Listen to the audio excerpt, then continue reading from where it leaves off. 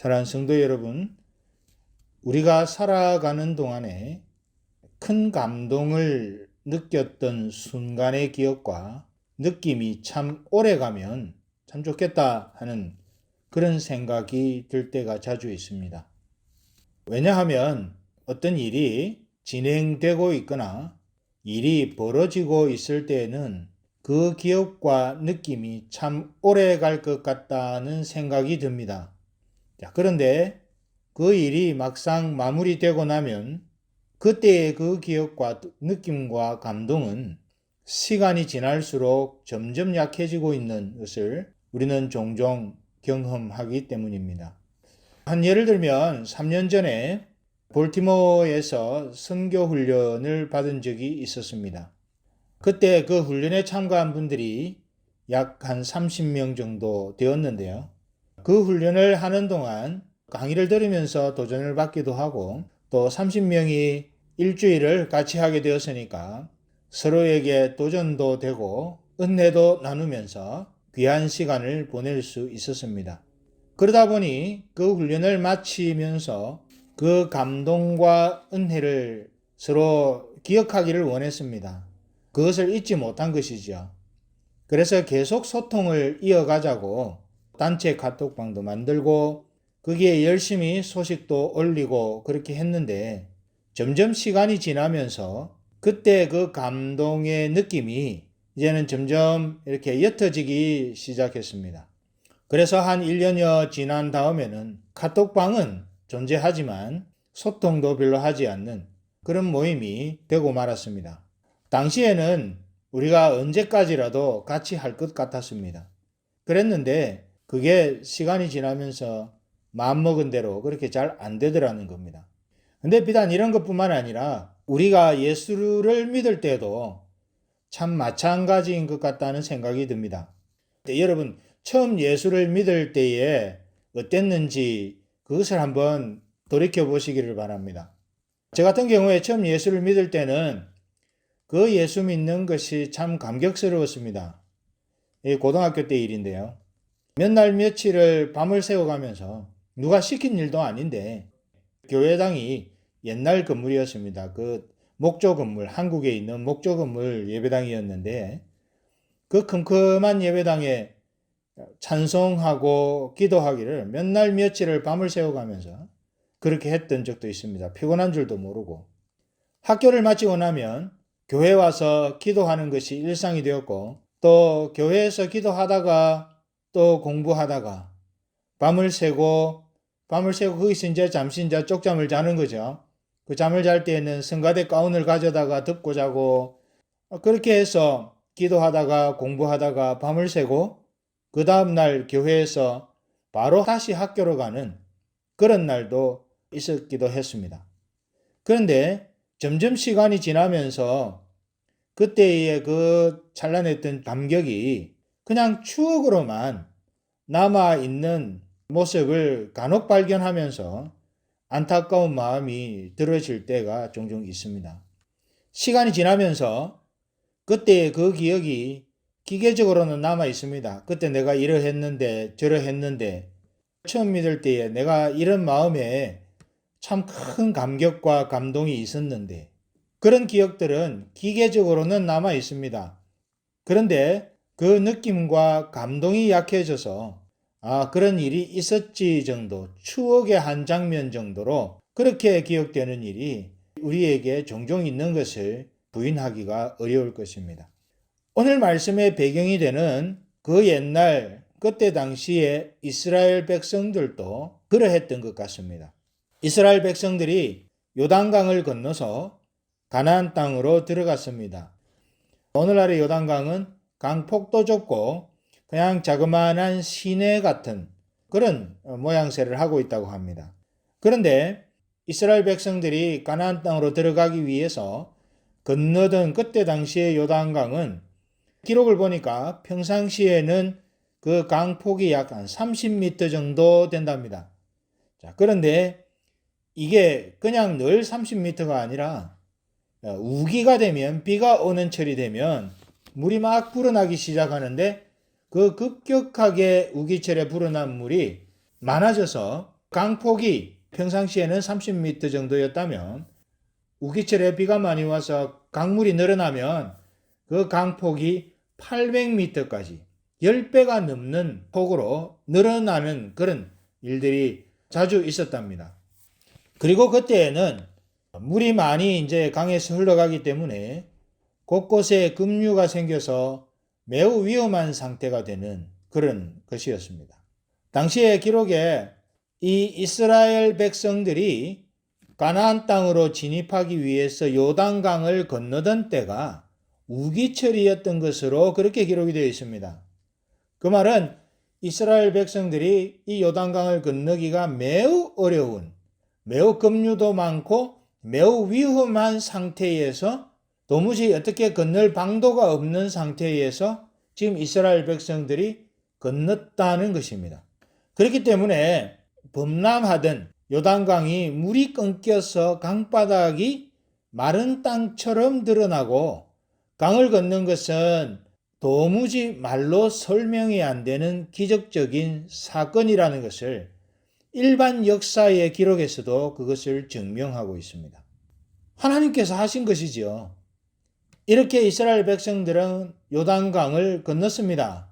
우기철에 그렇게 범람하고 위험한 요단강이었는데 하나님의 기적적인 역사로 이스라엘 백성들이 건넌 것입니다. 이때 이스라엘 백성들이 요단강을 건너는 것이 끝나자 언약궤를 맨 제사장들이 발을 떼고 무트로 올라오자마자 요단강은 놀랍게도 처음처럼 다시 흐르기 시작했습니다. 오늘 본문 15절부터 18절까지를 한번 보겠습니다. 여호와께서 여호수아에게 일러 가라사대, 지금 하나님께서 여호수아에게 이렇게 시킨 거죠. 증거궤를 맨 제사장들을 명하여 요단에서 올라오게 하라. 이제 백성들이 다 건넌 겁니다.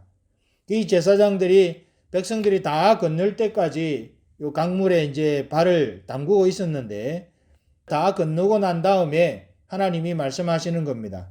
전국의 법궤를 맨 제사장들을 그 강물에서 올라오라고 그렇게 명하라고 여호수아에게 말하는 것입니다. 여호수아가 제사장들에게 명합니다. 올라오라고. 그래서 18절에 이렇게 됩니다.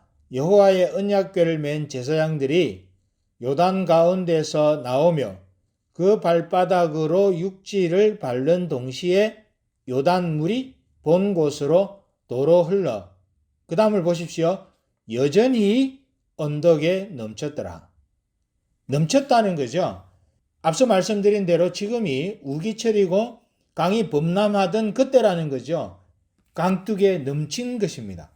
이렇게 해서 요단강을 건너는 상황이 이제 종료되고 끝났습니다.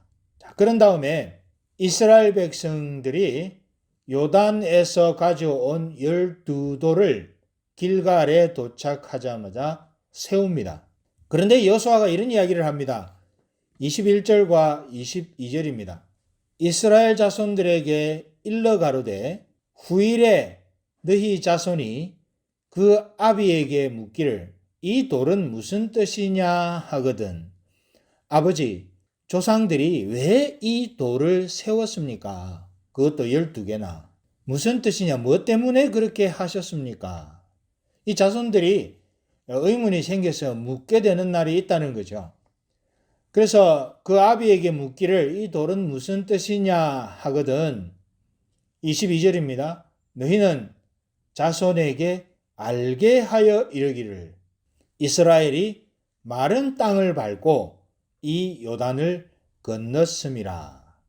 시간이 흘러서 요단강을 하나님의 기적으로 건넜던 느낌과 감동이 희미해져 가는 순간에 그 순간이 도래할 때에 그때에 이스라엘의 자손들이 이 돌이 무슨 뜻입니까?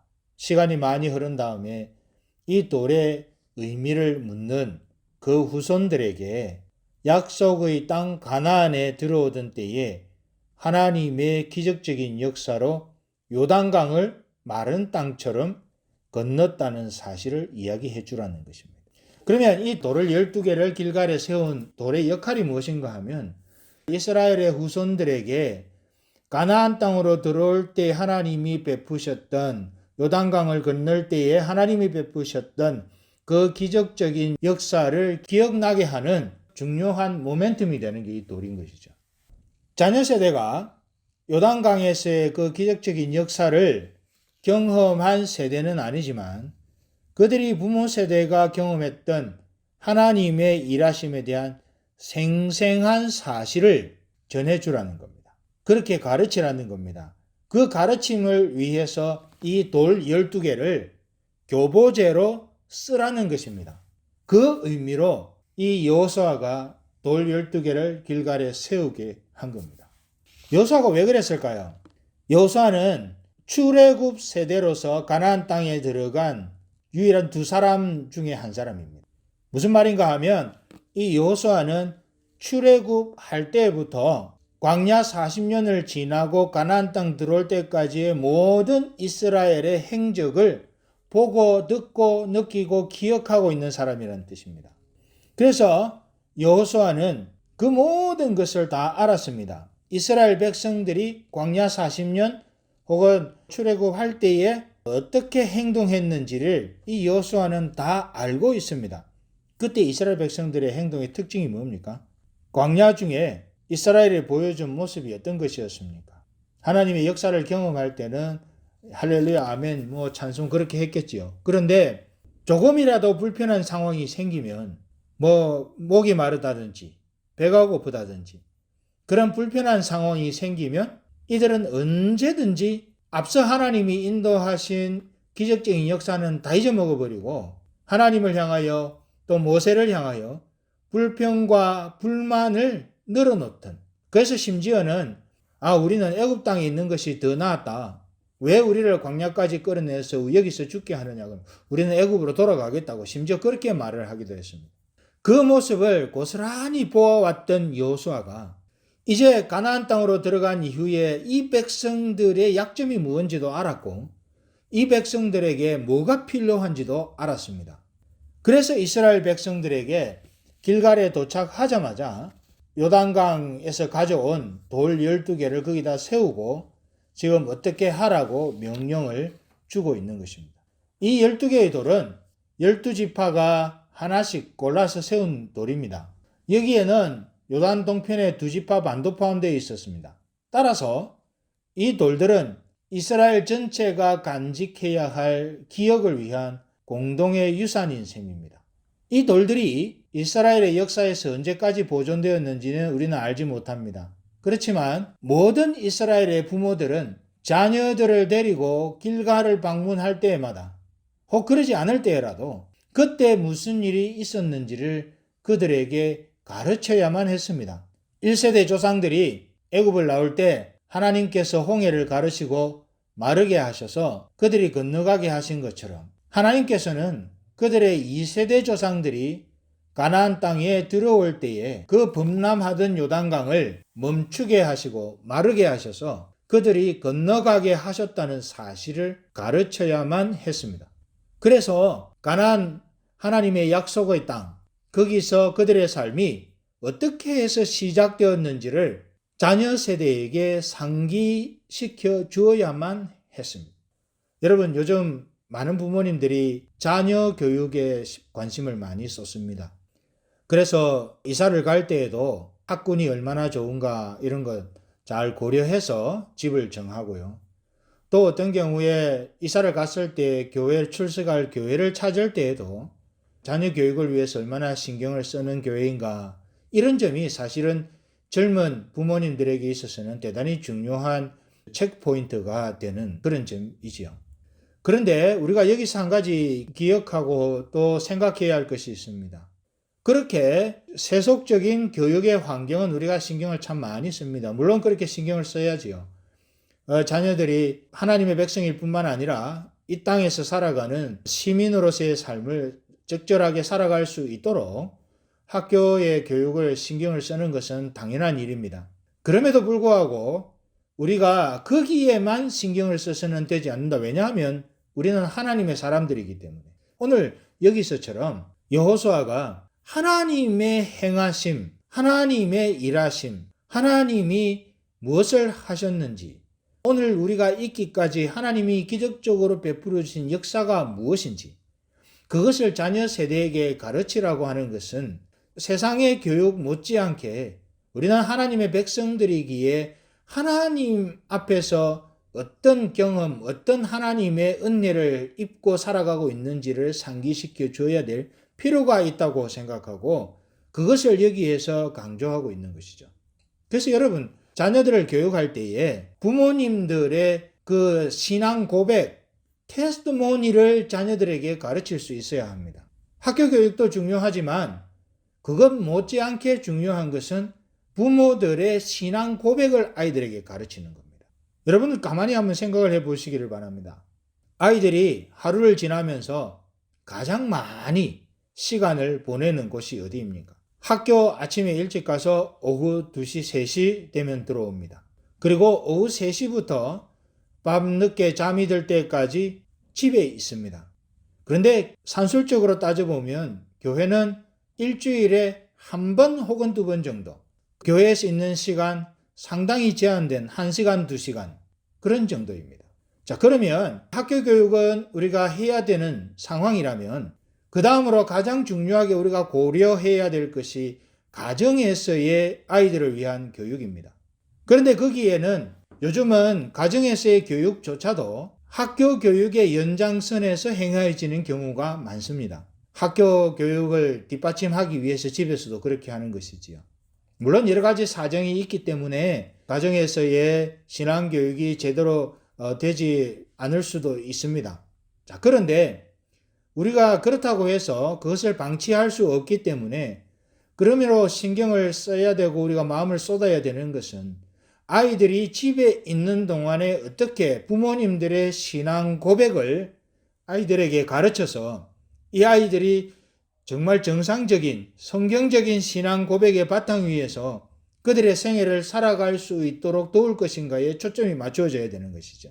오늘 이 여호수아가 자녀 세대들을 향해서 말하는 것도 바로 이것입니다. 기억이 희미해져가는 부모 세대가 어떤 믿음의 걸음을 걸어왔는지를 잘 모르는 그 다음 세대들이라면 그냥 그럴 수도 있겠지라고 생각하고 그럴 수도 있습니다.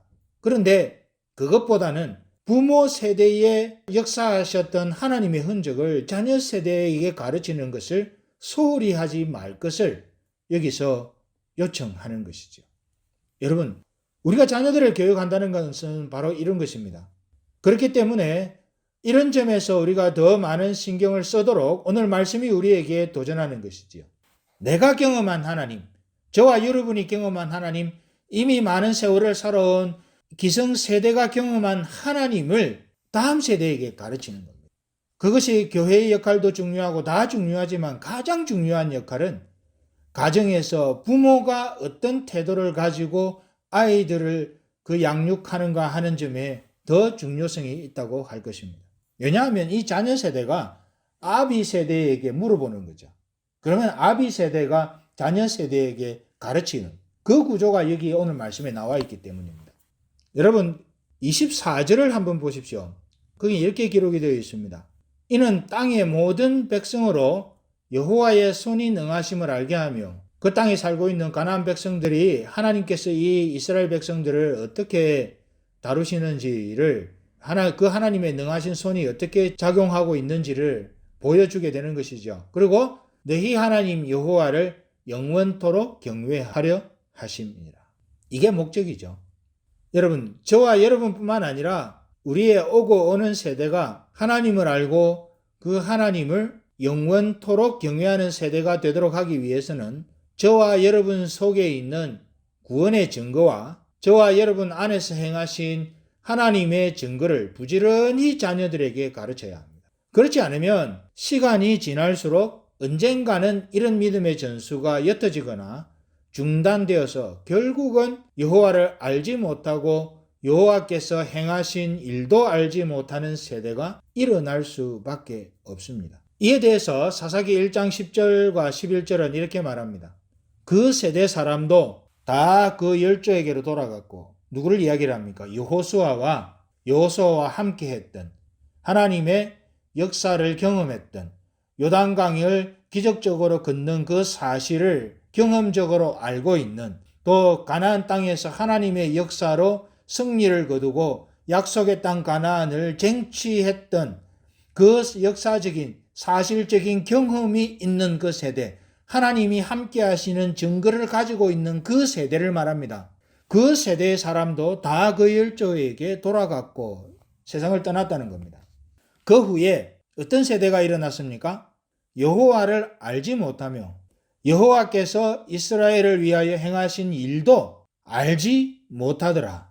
지금 오늘 본문에서는, 이 여호수아서에서는 여호수아가 간곡하게 부탁합니다. 길갈에 돌 12개를 세우면서 하나님이 어떤 일을 하셨는지를 자녀 세대에게 반드시 가르치라고 요청합니다.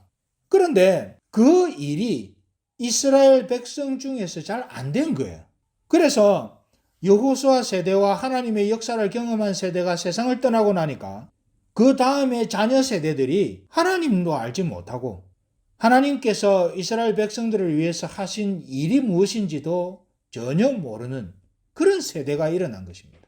그런데 이 세대들이 이렇게 하나님도 모르고 하나님이 하신 일도 모르는 이 세대가 일어나서 하는 일이 뭔가 하면 11절입니다. 이스라엘 자손이 여호와의 목전에서 악을 행하여 바알들을 섬기며, 하나님의 목전에서, 하나님이 불꽃 같은 눈으로 보고 계시는 그 목전에서 무슨 이야기입니까? 하나님에 대한 의식이 하나도 없다는 이야기입니다. 믿음을 전수해 주지 않고 신앙 고백을 전수해 주지 않으니까 그 영향으로 생겨난 세대들은 하나님을 알지 못합니다. 하나님이 우리가 잘 쓰는 말로 시퍼렇게 눈을 뜨고 이렇게 딱 쳐다보고 있는데도 그 하나님을 의식하지 않습니다. 여호와의 목전에서 악을 행하여 바알들을 섬기며 하나님을 대적하는 겁니다. 얼마 전에 미국에 있는 그 CRC 교단, 여러분 잘 아실 겁니다. 이 CRC 교단의 지도자 몇 분과 소통할 기회가 있었습니다. 그래서 이제 그분들과 이런저런 이야기, 물론 장점도 있고 단점도 있고 우리가 쉽게 동의 못하는 것도 있고 그렇습니다. 그런데 제가 그분들과 이야기를 나누면서 이분들이 참 잘하고 있다 하는 것이 느껴진 것이 있었는데, 그게 뭔가 하면 이분들은 주일날 예배를 드릴 때에 헌금을 딱 2번 합니다. 이 교회는 뭐 11조 뭐 감사헌금 이런 것도 없었던 것 같아요. 이분들 말씀에 의하면 헌금 바구니가 2번 도는 겁니다. 하나가 돌고 나면 그 다음에 또 하나가 더 도는데, 처음 도는 것 하나는 헌금입니다. 그야말로 주일 헌금입니다. 그런데 2번째 도는 거, 예배 중에 2번째 헌금을 위해서 도는 그건 무엇인가 하면 교회 교육을 위한 헌금이었습니다. 이 교단이 잘 하느냐 잘 못하느냐 이런 건 다 이렇게 차치하고라도 이들이 얼마나 믿음을 전수하고 다음 세대를 교육하는 일에 관심을 두고 있는지 그 장면을 통해서 볼 수 있었습니다. 여러분, 그렇게 신앙 고백을 전수하는 일에 신경을 써도 문제는 생깁니다. 그런데 그렇다고 하면 신앙 고백을 전수하는 일에 마음을 쓰지 않았을 때에는 얼마나 더 큰 문제가 생길 수 있는지 우리는 능히 미루어 짐작할 수 있지 않겠습니까? 여러분, 우리가 이런 점들을 기억하면서 우리의 자녀 세대를 교육하는 데 있어서 중요한 것은 세상의 교육, 학교 교육도 중요하지만 가정에서 부모 세대가 그 믿음의 신앙의 고백을 자녀들에게 물려주는 일에 결코 게으르지 않는 수고와 노력을 감당할 수 있어야 할 것입니다. 그래야 세대가 흘러가면 흘러갈수록 우리의 세대에, 우리 뒤에 흘러오는 우리의 자녀 세대 중에 하나님을 알지 못하는 세대가 일어나지 않을 것이며, 또 하나님을 알지 못하고 하나님의 목전에서 악을 행하는 세대가 일어나지 않을 것입니다. 그렇기 때문에 오늘 저와 여러분들에게 중요한 것은 우리가 고백하고 있는 신앙의 유산을 자녀 세대에게 잘 어떻게 하면 물려줄 수 있을 것인가. 가정에서 최대한 고민해야 할 내용들이 바로 이것이고, 교회가 함께 고민해야 되고 함께 해결책을 만들어 가야 될 중요한 포인트도 바로 이것입니다.